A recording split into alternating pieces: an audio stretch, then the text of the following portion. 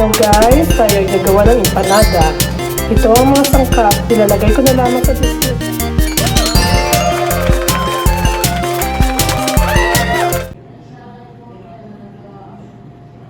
Hello guys, tayo ay nagawa ng empanada.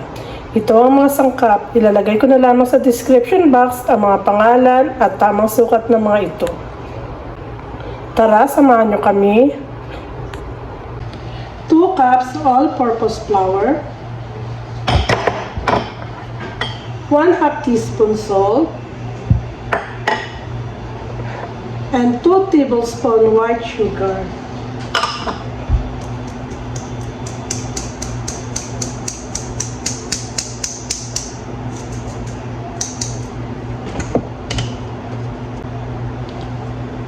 Gagawa lang tayo ng wheels.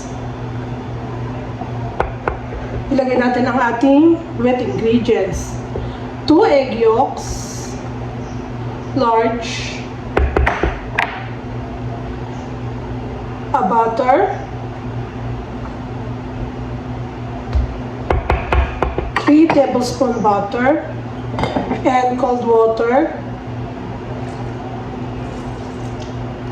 4 tablespoon. Haluin hanggang sa mag-combine.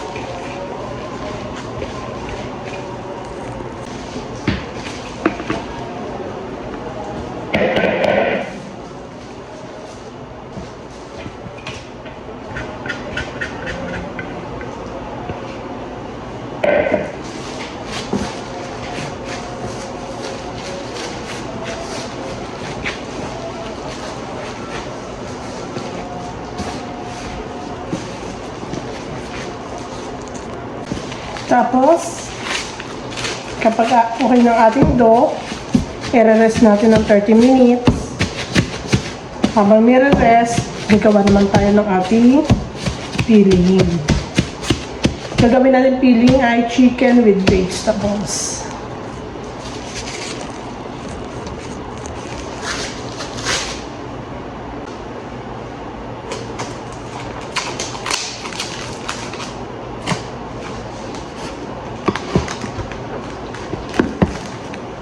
Okay, we put in the refrigerator 30 minutes until we done the filling. Guys, ito naman yung ating filling ng ating empanada. Yan lang ang laman ng aking rep, kaya yan lang din ang ating palaman. Iluluto na natin, samahan nyo ako. Guys, ilagay na natin yung olive oil. Kung wala kayong olive oil, kahit anong oil.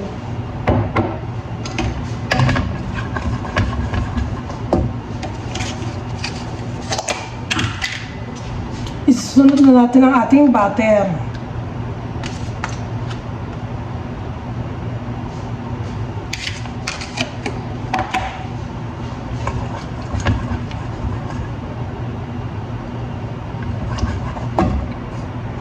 Pag melt ng ating butter, ilalagay na natin ang ating bawang, garlic,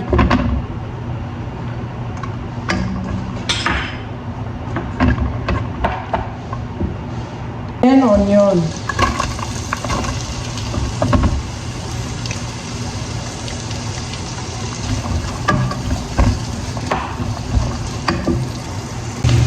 Tapos, ilagay na natin ang ating paminta, asin, at ang ating cubes, chicken cubes, ayos magi,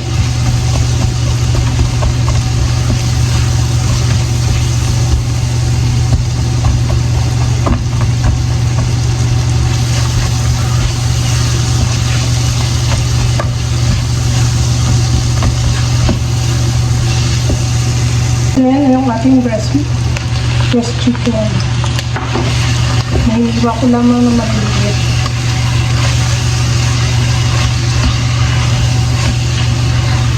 Ayan, haluin lang naman natin yan para hanggang sa magbago ang kanyang kulay. Kung habang tayo naghahalo at naghihintay na maluto ang ating chicken, syempre naghuhugas tayo ng plato para hindi tayo matambakan ng hugasan, di ba? Sige. Tapos nito, payukin ng ating manok. Lagyan natin ang ating carrot.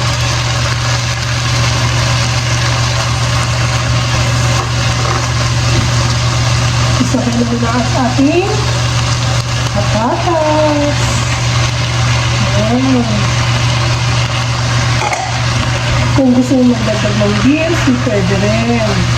At ako wala ng beans, yan lang ang inilalahot ko. Ayaw ko lang puntang grocery kasi mainit na. Namansya na yan.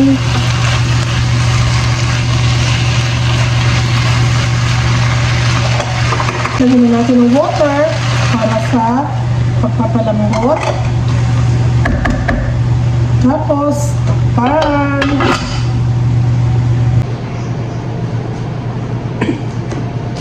Guys, ito na yung ating dough na inalagay sa rep ng 30 minutes.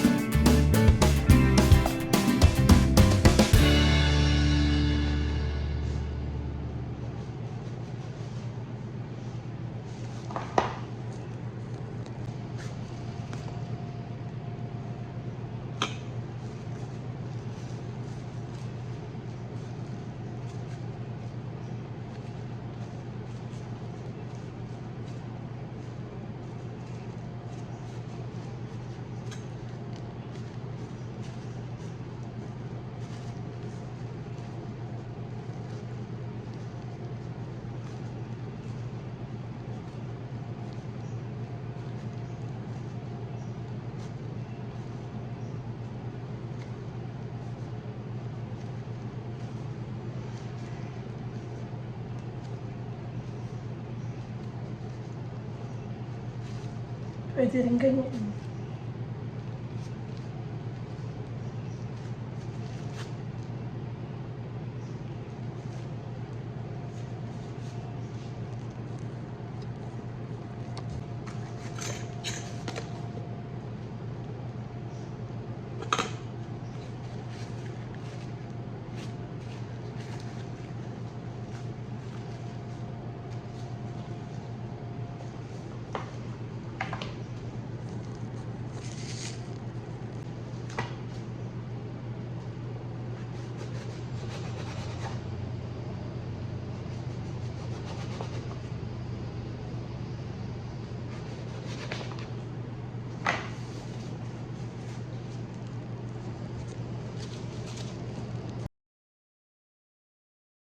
Okay guys, isasalang na natin. Binas ko na yan ng itlog sa ibabaw para maganda ang kulay at maging crispy siya pag naluto na.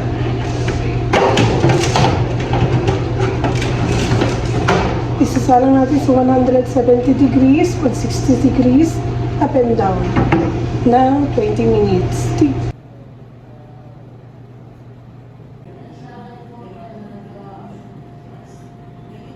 Pwede rin i-fry. Yan.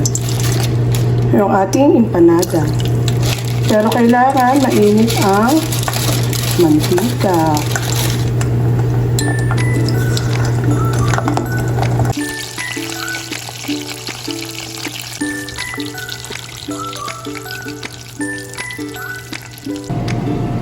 Lalagyan natin guys ng napkin para ma-absorb yung mantika niya.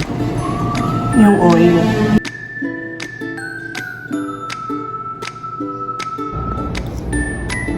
Tikman na natin. Kain tayo. Sarap. Parang naalala ko nung pagpapuntang Baguio. Ito yung binibili ko. Sarap.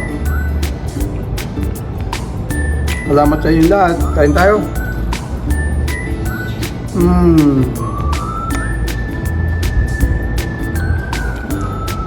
Salamat sa inyo lahat, mga kaibigan. Pag nagustuhan nyo ang aming video, huwag kalimutang i-like, subscribe, and comment, and share ang aming video. Maraming salamat po sa inyo lahat. Kain tayo!